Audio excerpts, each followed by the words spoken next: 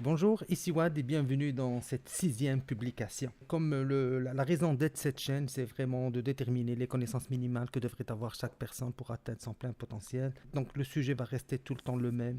À la base de tout changement, il faut absolument comprendre pour maîtriser le subconscient. Tous les changements, tous les efforts que vous allez faire, malgré toute la volonté, tout ce que vous allez faire, si le changement n'est pas en profondeur, s'il n'est pas au niveau du programme interne que j'appelle le subconscient, honnêtement, ça ne sert à rien. Ça ne sert à rien. On va faire juste des efforts, on va se fatiguer, des fois dépenser beaucoup d'argent, perdre beaucoup de temps. Et à la fin, l'élastique va tirer et on revient à la case de départ. Malheureusement, dans la majorité des cas, c'est même pas la case de départ. On va encore pire que ça. Là, on va être découragé, puis on refait, on va entendre qu'il y a un nouveau plan ou une nouvelle technique ou un nouveau produit, puis la publicité autour de ça va être très bonne. Donc, on va s'auto-convaincre que c'est ça que ça nous prend. En plus, on connaît quelqu'un qui l'a essayé, puis c'est la meilleure chose, et on finit par céder. Soit ça donne aucun résultat. Et dans le meilleur des cas, au bout d'un certain temps, ben, l'élastique va tirer et on revient encore à la case de départ. C'est vraiment de cette façon que ça marche. Si vous voulez vraiment que ça dure, vous n'avez pas le choix. C'est à l'intérieur de votre programme interne qu'on appelle le subconscient. C'est à ce niveau que ça se passe. Comment faire? Ben, la première étape. Tout le monde, je sais que tout le monde est pressé. Ça, c'est l'une des raisons pourquoi personne ne réussit, tout le monde échoue. C'est parce qu'on est pressé. Ça, c'est quelque chose de très important à comprendre. Il faut cesser d'être pressé parce que ça ne donnera rien. C'est l'empressement qui va faire qu'on va tomber dans les pièges, qu'on va tomber dans le découragement et ainsi de suite. Ce qu'il faut, c'est prendre le temps de bien comprendre les choses, savoir comment ça marche. Une fois qu'on le sait, ben évidemment, si on n'applique rien, ben on n'a rien. Donc une fois qu'on le sait, on va l'appliquer. À la base de n'importe quel changement, et quel que soit le sujet, c'est le subconscient. Je l'ai expliqué de plusieurs façons. Il est tellement important parce que quelqu'un qui ne comprend pas bien, ça ne sert à rien de faire des changements. Je vous le dis, ça ne sert à rien. Si vous êtes honnête avec vous-même, vous allez vous rendre compte que vous avez déjà fait des efforts qui, dans beaucoup de cas, ne donnent rien, mais dans certains cas, vont donner des résultats. Malheureusement, les résultats s'effacent. Et même si quelqu'un essaie de le maintenir, parce que ça demande tellement une énergie nerveuse, on est tellement sur les nerfs que finalement, est-ce que ça vaut vraiment la peine? Non, ça vaut pas la peine. Donc on se défait la santé pour régler un problème. Finalement, on crée un problème encore plus grave. Et au final, même le premier problème revient. Donc, c'est le subconscient. Maintenant, je vais réexpliquer encore le subconscient d'une autre façon parce que c'est extrêmement important. En arrivant au monde, c'est-à-dire au moment de la naissance, tout le monde, tous les êtres humains ont dans le cerveau une partie que j'appellerais le disque dur qui est vierge. Donc tu arrives, ton disque dur est pratiquement vierge. Il n'y a pas d'information qui est stockée là-dedans. Dès que tu ouvres les yeux, dès que tu prends ta première respiration, ben, il y a de l'information qui commence à s'inscrire. Donc maintenant, une façon que j'ai trouvé de l'expliquer, on va prendre un triplet. C'est-à-dire il y a une femme maintenant à l'hôpital qui est enceinte de on va dire trois jumeaux identiques.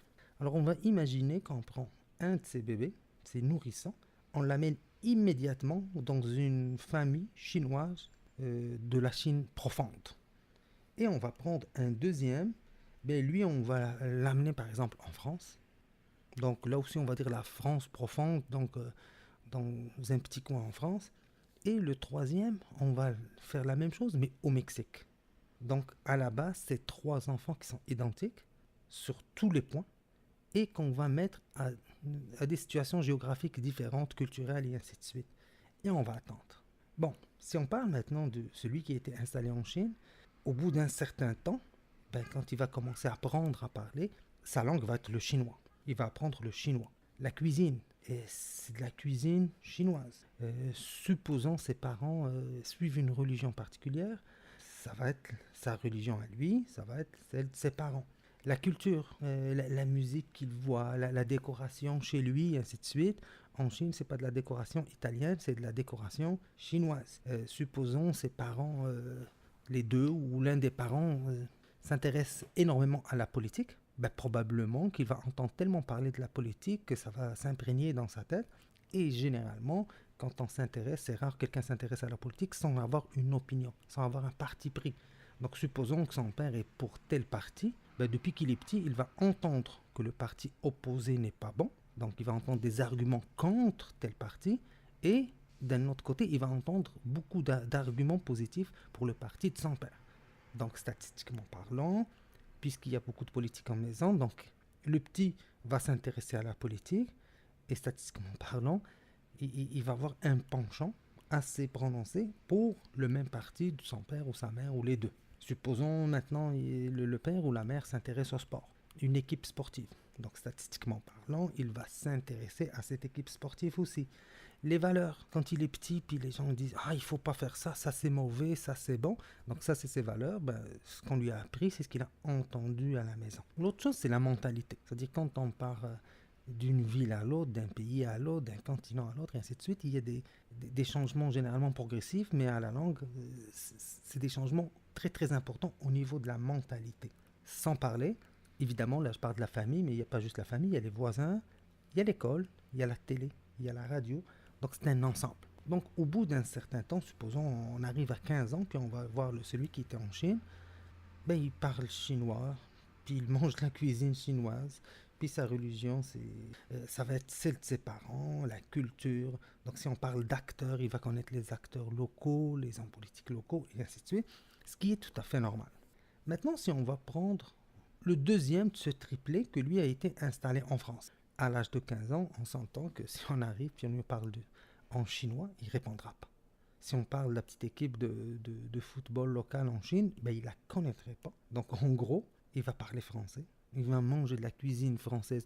Bon, la religion, ben, s'il est dans une famille catholique, il va être catholique. Ou peut-être que ses parents ne croient en rien ou quelque chose comme ça. L'essentiel, il va être extrêmement influencé par ses parents et par son environnement.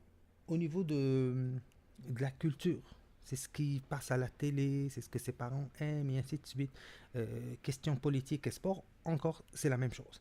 Si ses parents aiment beaucoup la politique, généralement, ils aiment un parti politique et dans la majorité des cas, ils ont quasiment une haine envers un autre parti. Donc lui, influencé par le fait que la politique intéresse, et d'un autre côté, il est influencé par tel parti est bon, l'autre n'est pas bon, et ainsi de suite. Donc en bout de ligne, celui qui à la base était identique à celui qui a grandi en Chine à l'âge de 15 ans, on peut dire qu'il a une mentalité française, des valeurs à la française, et ainsi de suite. Bon, l'autre qui est né au même endroit, mais qu'on a envoyé au Mexique, ben, c'est de la nourriture mexicaine, il va parler espagnol, et ainsi de suite. Et au fond, ces triplés, on aurait pu les amener en Russie, ou au Canada, ou au Japon, ou aux États-Unis, ou je sais pas où. Ça aurait été la même chose. Tu vas parler la langue, et tu vas voir la religion, ton environnement. Et ces choses-là, la langue, puis ça, c'est où? C'est pas inscrit dans la main, c'est dans le cerveau. Le disque dur qui était à la base vide au moment de ta naissance, ben là, il s'est mis à se remplir. Et toutes ces choses-là sont dans le disque dur. Alors maintenant, ce qu'on va faire, on va imaginer, parce qu'on ne peut pas le faire expérimentalement, et c'est tant mieux comme ça, on va prendre celui qui a grandi en Chine, là il a 15 ans, et imagine que c'est possible de faire cette expérience, on va le prendre, puis on va l'amener en France, que j'appelle la France profonde. Là, on le dépose dans une famille française qui ne parle aucun mot chinois. Il n'y a aucun voisin qui parle chinois. On le dépose là. Si on revient le voir au bout d'un 4, 5, 6 mois, on va se rendre compte qu'il commence à parler un peu français. Au départ, la façon de s'habiller était totalement différente. Là, elle est encore différente. Il commence à changer progressivement. Si on revient 1 an plus tard et on compare, ben, il parle français encore un peu mieux. Ses vêtements ont changé un peu plus. Et là, il est même capable de nommer peut-être des équipes de football locaux et ainsi de suite. Si on revient 2 ans plus tard, 3 ans plus tard, ben, plus le temps va passer, plus cette personne va parler de mieux en mieux français jusqu'à ce que ça devienne parfait. Plus elle va manger comme les Français, puis elle va réfléchir. Donc la mentalité va évoluer, les valeurs vont changer, et ainsi de suite, à cause qu'elle baigne dans un environnement différent. Au fond, le cerveau, quand il était bébé, il s'est adapté, il a tout appris de son environnement. Là, il s'est placé dans un autre environnement et les choses ont totalement changé. Il s'est mis à s'adapter à ce nouvel environnement et cette adaptation s'est faite progressivement. c'est sur le fait qu'il baigne totalement, que ce soit une immersion totale, il n'y a plus de Chinois autour de lui, ben, elle va se faire de façon plus vite. Parce que s'il y avait des Chinois, le réflexe l'aurait poussé d'aller rencontrer ces Chinois. Et dans ce cas, il y aurait moins perdu disons, ce qu'il avait appris. Mais dans les conditions qu'on a citées, il est devenu quasiment, au bout d'un certain temps et de plus en plus, ben, il est devenu quasiment comme un Français. Et si on prend le français puis lui on met dans une famille en Chine profonde, c'est la même chose qui va se produire. Tranquillement, il va commencer à apprendre le chinois à force d'être entouré de personnes qui agissent toutes de la même façon. Sans se rendre compte, il va commencer à changer.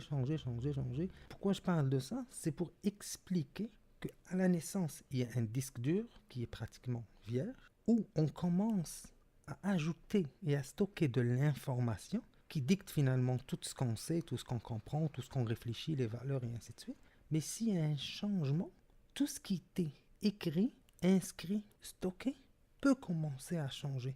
Donc la langue qui était chinoise, c'est commencé à se transformer en français. Les valeurs, la mentalité, la culture, la religion, la cuisine. Donc le même cerveau qui s'était adapté à quelque chose a cette capacité de s'adapter à autre chose. D'un point de vue, disons, technique, on appelle ça la plasticité cérébrale ou la plasticité neuronale. Au fond, techniquement, c'est des neurones, c'est des petites connexions qui se forment, comme quelqu'un qui va jouer au piano. Il y a des connexions qui vont se faire. Plus la personne va pratiquer le piano ou la guitare ou n'importe, plus ces connexions vont se renforcer, se multiplier, plus ça devient facile. Donc c'est de cette façon que ça marche. Donc là j'ai parlé de choses très simples comme la langue, la cuisine et ainsi de suite. Mais dans ce qui nous concerne ici, c'est pas la langue, c'est pas la cuisine. C'est les autres choses qui sont inscrites en même temps que la langue, qui sont inscrites dans ton subconscient en même temps que ton parti politique ou quelque chose comme ça. Et ce qui nous intéresse, c'est vraiment tes croyances profondes en relation avec toi-même. Par exemple, ce même Chinois, pendant qu'il parlait la langue chinoise, qu'il y avait cette religion, et ainsi de suite, ce qu'on n'a pas dit, est-ce que dans son environnement, il était encouragé, on lui disait t'es bon, t'es capable, fais ça, ou on lui disait t'es un bon à rien. Parce que si jamais, très jeune, on lui a dit qu'il ne valait rien, sans que ça ait aucun lien avec la réalité, c'est-à-dire, parce qu'à la base, les trois c'est un triplé, ils sont identiques. Donc il est possible qu'on aille en Chine, puis le petit, puisque le hasard, on parle vraiment de hasard, puisque le hasard a fait qu'il est tombé dans une famille qui l'encourageait tout le temps, ben, il est devenu quelqu'un, un adulte qui a énormément confiance en ses capacités, donc il ne doute pas. Et si l'un des autres triplés tombé dans une famille qu'il traitait de bon à rien à répétition dans son jeune âge, ben, il a fini par croire, parce que le cerveau, le subconscient, va tout le temps croire ce qu'on lui répète. Et c'est sûr, quand ça se fait à un jeune âge, c'est plus fort. Ça s'imprègne encore plus fort. Donc, les deux, à la base, sont supposés être identiques, mais un a énormément confiance en lui et l'autre ne l'a pas, juste parce que à part la langue et tout ça qui s'est inscrit dans son subconscient, ben, il y a le fait qu'on lui dit « t'es bon à rien » versus l'autre qu'on lui dit qu'il est vraiment bon. Donc, quand on parle de 100% potentiel, c'est de ces petits programmes-là qu'on parle. Quand je parle de plasticité cérébrale ou neuronale, c'est de ça qu'on parle. Je ne demande pas à quelqu'un qui parle français de parler japonais, mais on parle de quelqu'un qui a de la difficulté parce que, pas nécessairement ses parents ou la télé ou l'école ou le cousin, parce que c'est très vaste. Ce qui nous influence, c'est énorme. On va parler encore beaucoup de ça. Mais parce que quelqu'un doute de lui, parce qu'on lui a rentré ça dans la tête, et les gens qui l'ont fait, quand on dit les parents, dans 99% des cas, c'est pas de la méchanceté, c'est de l'ignorance. Eux aussi, probablement, ils ont subi la même chose, puis ils ont dit, et au moment qu'ils ils disent pas, on va lui dire ça pour que plus tard, il y ait des problèmes dans sa vie, qu'il n'ait pas de confiance en lui. Il y a, je dirais, 99% des parents qui disent, t'es un bon à rien, et ainsi. Ils ne le font pas dans l'objectif, parce qu'ils le savent pas, parce qu'on nous enseigne pas ça. Ça, c'est des choses qu'on nous enseigne pas, le subconscient. Donc, au fond, les parents eux-mêmes ne l'ont pas fait pour lui nuire. Donc, ça s'est fait comme ça tout le temps existé, et probablement ça va continuer d'exister. Donc, les parents ne l'ont pas fait exprès. Et nous, là, l'idée, on n'est pas là en train de dire est-ce qu'ils l'ont fait exprès ou pas. On est en train de dire, t'es dans cette situation, tu veux régler un problème, c'est au niveau de ton subconscient. Le subconscient va prendre tout ce qu'on nous donne comme une information, puis il se fait une image de toi. Si tu as tout le temps entendu que tu es un bon à rien, à répétition quand tu étais jeune, bah, probablement tu penses que tu es un bon à rien, puis ton subconscient va juger que c'est impossible, tu peux pas être heureux. Il est programmé pour que tu sois pas heureux. Il est programmé pour que tu ne réussisses rien. Il est programmé pour que tu ne termines rien. Il est programmé pour que tu sois jamais dans une relation amoureuse, disons, équilibrée. Il est programmé, par exemple, des gens qui vont dire l'argent c'est mauvais. Ben, le subconscient, il veut pas. Il veut pas quelque chose de mauvais pour toi. Tu lui as dit, il a entendu à répétition que l'argent est mauvais, ben lui comme il est là pour te servir, puis il a entendu que l'argent c'est mauvais, ben il va te servir en faisant tout pour que tu n'aies jamais de l'argent. Donc c'est dans ce sens, c'est ça le point le plus important du subconscient. Une fois qu'une personne a compris ça, elle va comprendre qu'il y a des patterns, des modèles, un patron de réflexion. C'est-à-dire quand il arrive telle situation, vous agissez de façon involontaire. Tant que ce programme est là, il va continuer d'agir de la même façon. Si tu as 18 ans et tu agis d'une certaine façon parce que tu as le programme, ben 28 ans, à 38, à 48, à 58, tu vas continuer d'agir de la même façon, quels que soient les efforts que tu fais. Comme le petit Chinois qui était chez lui, il ne se réveillera pas un matin, en Chine, supposons il est resté en Chine, il ne se réveillera pas un matin et puis il va commencer à parler japonais ou italien ou hollandais ou je ne sais pas quoi. Il va continuer. Tant qu'il n'y a pas un changement à l'intérieur du programme, la personne va continuer d'être ce qu'elle est. Et tant qu'elle ne comprend pas d'abord, c'est au niveau du subconscient, il n'y a aucune chance que ça ne change jamais. Une fois qu'elle comprend que c'est inscrit, donc c'est un programme qui va se répéter à l'infini, et une fois qu'elle va comprendre c'est quoi la plasticité neuronale ou cérébrale, donc ce programme peut être modifié, une fois qu'une personne comprend tout ça, et en réalité, ce que je suis en train de dire, c'est juste ça. Il n'y a pas plus à comprendre que ça. Juste comprendre que ce que tu fais, ce qui fait qu'il te reste des choses à régler que tu n'arrives pas à régler, c'est parce qu'elles sont à l'encontre du programme qui est inscrit. Si dans ta tête, être maigre et en santé, c'est une bonne chose, mais à l'intérieur de toi, tu es un bon à rien ne peut pas être en santé. Un bon à rien ne peut pas être heureux. Un bon à rien ne peut pas être ça. Donc ton subconscient joue contre toi. On lui dit que tu es un bon à rien, ben il s'arrange pour que tu le restes. Alors, ce qu'il faut faire, c'est changer ça à la base. Il faut changer le programme. Tu sais, le petit chinois a commencé à parler français parce qu'il y a un changement d'environnement. Donc, il faut que tu changes d'environnement, il faut que tu changes de programme. Et si là, tu le programmes, la façon de le programmer donne exactement l'inverse, ben c'est ton subconscient. Là, on passe disons, d'une étape où on fait beaucoup d'efforts sans recevoir aucun résultat, un niveau, un stade où on fait aucun effort, puis on reçoit beaucoup parce que le subconscient, on l'a reprogrammé à la réussite, on l'a reprogrammé à l'amour, l'estime de soi, et ainsi de suite. Donc c'est de ça qu'il s'agit, c'est une reprogrammation. Et je vous dis, c'est un point, ce que je vais dire là, c'est un point vraiment important. C'est normal que quelqu'un qui entende ça dise « Ah, c'est vrai, c'est ça mon problème, ça. » Comment faire pour le reprogrammer? Les techniques pour le reprogrammer sont efficaces à 100%, à condition de les suivre à 100%.